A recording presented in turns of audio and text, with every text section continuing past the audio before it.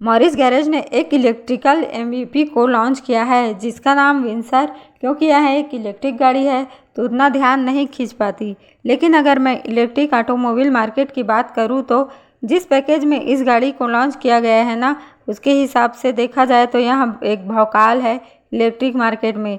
मेरा कहने का मतलब यह है कि पंच ईवी के प्राइजेस में इस गाड़ी को लॉन्च किया गया है, जबकि पैकेज के हिसाब से यहाँ कंपटीशन दे रही होती है नेक्सान ईवी को।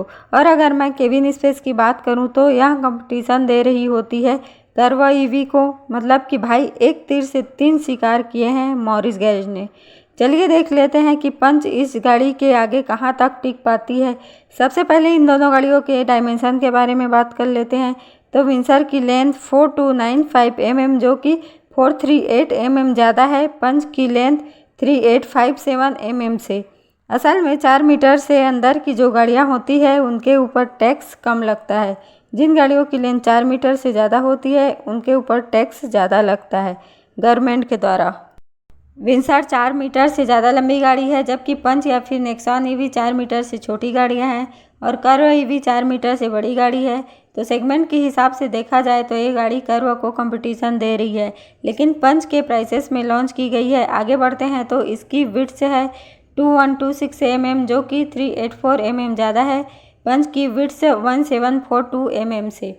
इसी तरह हाइट है 1677 mm जो कि 44 mm ज़्यादा है पंच की हाइट 1633 mm से। व्हील बेस की बात करते हैं तो विंसर का है 2700 mm का जो कि 255 mm ज़्यादा है पंच के व्हील बेस 2445 mm से। मुझे लगता है मुझे बताने की ज़रूरत नहीं है इन दोनों में से किस गाड़ियों में केबिन स्पेस ज़्यादा मिलेगी, और बात सिर्फ केबिन स्पेस की नहीं है। विंसर का जो केबिन है काफ़ी अप मार्केट में है पंच के कंपैरिजन में। चाहे फिर मैं डैशबोर्ड की बात करूं, फील की बात करूं, डिज़ाइन की बात करूं या सीट्स की बात करूं, हर चीज़ में बेहतर है विंसर पंच से। ऑप्शन के बारे में बात कर लेते हैं तो विंसर में आपको 38 किलोवाट की बैटरी मिलती है जो 134.14 bhp की पावर जनरेट करती है और 200 Nm का टार्क जनरेट करती है। अगर इस बैटरी को हम कंपेयर करते हैं पंच में मिलने वाली 25 किलोवाट की बैटरी से तो यहाँ 53.68 bhp ज़्यादा पावरफुल है और 86 Nm का ज़्यादा टार्क जनरेट करता है। रेंज की बात कर लेते हैं तो विंसर की इस बैटरी में 331 किलोमीटर की रेंज क्लेम की जाती है, जबकि पंच की 25 किलोवाट की बैटरी में 265 किलोमीटर की रेंज क्लेम की जाती है। विंसर में एक ही बैटरी ऑप्शन दिया गया है, लेकिन पंच में आपको 25 किलोवाट की बैटरी के साथ में एक बड़ी बैटरी भी मिल जाती है 35 किलोवाट की। अगर इस बैटरी से कंपेयर करते हैं विंसर की बैटरी को तो विंसर की बैटरी इससे भी 13.45 bhp ज़्यादा पावर जनरेट करती है और 10 Nm ज़्यादा टार्क जनरेट करती है, लेकिन रेंज में पीछे रह जाती है।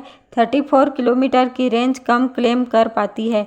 मतलब कि आप देख सकते हो कि पंच की बैटरी भले ही छोटी है लेकिन रेंज ज़्यादा क्लेम की जा रही है।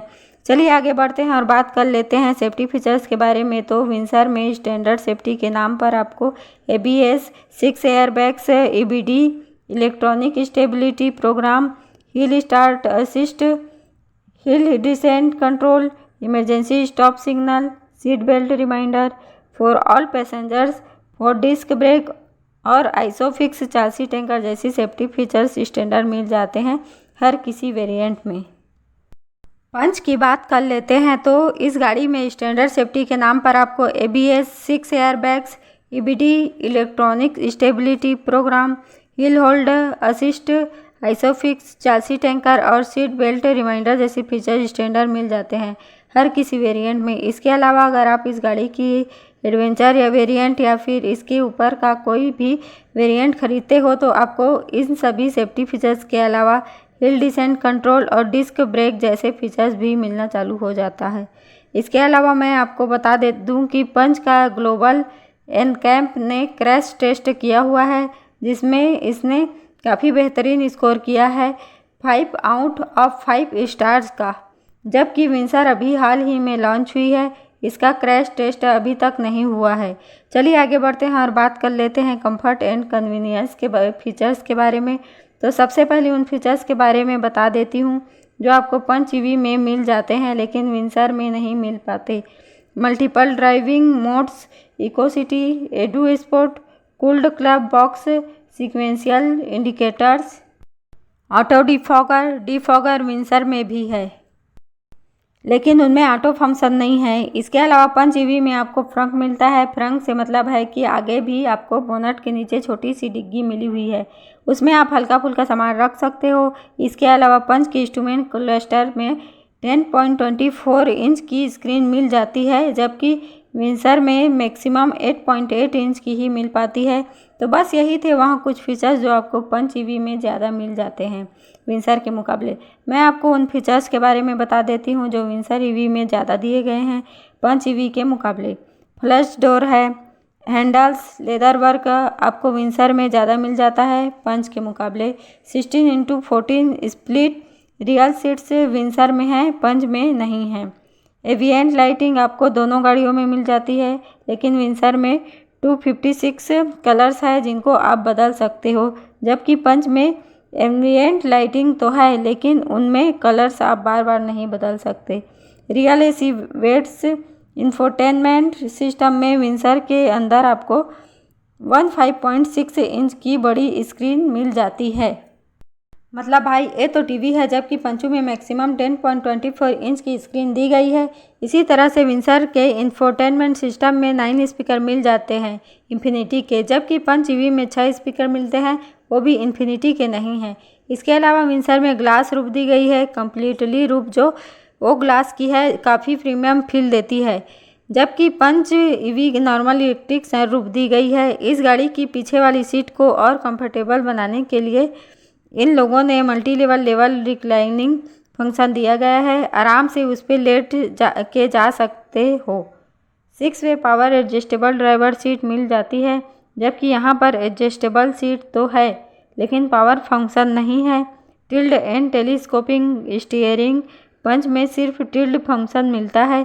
इसके अलावा विंसर की जो चारों window 1 touch up 1 touch down का फीचर्स दिया गया है जबकि पंच में ऐसा कुछ नहीं है, सिर्फ ड्राइवर साइड विंडो में 1 टच डाउन का फीचर्स मिलता है। विंसर में आपको एलईडी रियर फॉग लैंप्स मिल जाते हैं जबकि पंच में पीछे फॉग लैंप्स है ही नहीं। इसके अलावा टायर प्रेशर मॉनिटरिंग सिस्टम दोनों गाड़ियों में दिया गया है लेकिन पंच में इनडायरेक्ट मिलता है जो खास काम का नहीं होता जबकि विंसर में डायरेक्ट मिलता है जो पूरे काम का होता है। तो आप देख सकते हैं कि कंफर्ट एंड कन्वीनियंस के फीचर्स के मामले में कितना बड़ा मेजर डिफरेंस है दोनों गाड़ियों के पैकेज में। और बात सिर्फ फीचर्स की नहीं है, डिफरेंसेस और भी है, जैसे कि विंसर के साथ में 3 साल या फिर अनलिमिटेड किलोमीटर की वारंटी मिलती है गाड़ी के ऊपर और बैटरी के ऊपर तो लाइफ टाइम वारंटी है, मतलब कि जब तक बैटरी ज़िंदा है या आप ज़िंदा हो बैटरी के ऊपर वारंटी रहेगी।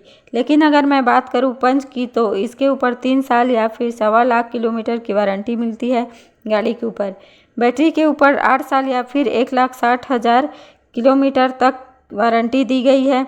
बात यहाँ ख़त्म नहीं होती है, विंसर में वारंटी के अलावा और भी आपको पर्स मिल रहे होते हैं, जैसे कि 3 सर्विस लेबर चार्ज फ्री मिलती है। इसके अलावा बाय बैक पॉलिसी एमजी दे रहे होते हैं कि अगर आपकी गाड़ी 3 साल से ज़्यादा पुरानी हो जाती है, यहाँ 45,000 किलोमीटर से ज़्यादा चल जाती है तो एक शोरूम प्राइजेस जो 60% वैल्यू होगा वो दे के एमजी वाले वापस आपसे विंसर खरीद सकते हैं। लेकिन ऐसा बायबैक प्रोग्राम टाटा पंच के साथ आपको नहीं मिलता। तो यहाँ से आप देख पा रहे होंगे कि दोनों गाड़ियों में कितने ज़्यादा डिफरेंसेस है। साफ साफ नज़र आ रहा है कि किसी अपर सेगमेंट की गाड़ी को किसी लोअर सेगमेंट की गाड़ी से कंपेयर किया जा रहा है, लेकिन प्राइसेस कुछ और कहते हैं। विंसर को अभी पूरी तरह से लॉन्च नहीं किया गया है, सिर्फ इसके बेंस वेरिएंट के प्राइसिंग को रिवील करा है जो कि 10 lakh ex showroom on road जाके ये आपको अलग प्राइसेस की पड़ेगी और इसके 2 वेरिएंट और है जिनकी प्राइसिंग अभी तक रिवील नहीं हुई है। अगर अंदाज़ा लगाया जाए तो हो सकता है 13.5 लाख या 14 लाख। मैं आपको इसका टॉप वेरिएंट एक्स शोरूम मिल रहा हो और इतने ही प्राइजेस में आपको पंच भी मिल रही होती है, जबकि विंसर में केबिन स्पेस ज़्यादा मिल रही है, बूट स्पेस ज़्यादा मिल रही है, ज़्यादा अप मार्केट केबिन है, बैटरी पावर बैटरी टार्क ज़्यादा है, कंफर्ट एंड कन्वीनियंस के दुनिया भर के फीचर ज़्यादा है, बेहतर वारंटी ऑफर है और बायबैक पॉलिसी भी है। लेकिन बैटरी रेंट पर लेनी पड़ेगी। 3.5 रुपये पर किलोमीटर पे MG वाले आपको बैटरी देंगे। 3.5 रुपये पर किलोमीटर के हिसाब से बैटरी के ऊपर लाइफ टाइम वारंटी मिल रही है, लेकिन इसमें भी एक कंडीशन है, वो है कि आप फर्स्ट बायर का मतलब ऑनर होने चाहिए, तभी आपको लाइफ टाइम वारंटी मिलेगी। अगर आप सोचो कि एक गाड़ी खरीद लेते हैं, 2 साल तक चलाते हैं, उसके बाद बेच देंगे, तो जो जिसको आप बेचोगे उसको लाइफ टाइम वारंटी वाला बेनिफिट नहीं मिलेगा। मुझे अब नहीं लगता कि आप लोगों को अब बताने की ज़रूरत है कि इन दोनों में से किस गाड़ियों को प्रेफर करना चाहिए और किसको नहीं। आप लोग भी मुझे कमेंट करके बताइए मेरे बात से सहमत है कि नहीं। वीडियो अच्छे लगे तो लाइक और सब्सक्राइब करें। धन्यवाद।